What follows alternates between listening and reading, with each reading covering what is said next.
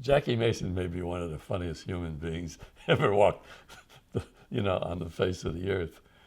But at the time, I met him early on. In fact, when I was in New York in that period when nobody knew, before he even did any TV, I knew him well enough to go with him up to the Catskills to watch him work, and he was hilarious. In fact, at the time, people said there's no way he's ever going to get on TV because he's too Jewish. And he did work in a very particular way. But then he got on the Ed Sullivan Show, and he started to become a bit of a hit. And for a while, he did all the shows and became quite well known. Then his career kind of petered off.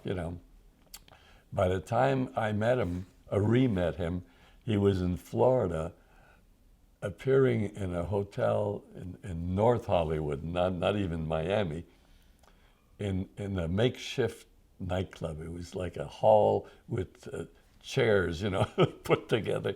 He was on a bill with the singer Eddie Fisher. His career was also over. And after the show, I went to see Jackie Mason. He was hilarious. And I approached him, and he knew me, but I said, if you did whatever you're doing now in a theater instead of a toilet like this, you could become huge again, bigger than ever. I said, you need to do a one-man show. So he had nothing to lose, said yes. So we made a deal. And I worked on basically taking his material and organizing it.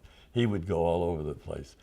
But I gave him a map of the world because he did politics. He, by the way, is interesting. He's like an idiot savant almost. Brilliant in some areas and a complete moron in others. He had no idea on the map, had no idea where the states were, literally. Oh. New York.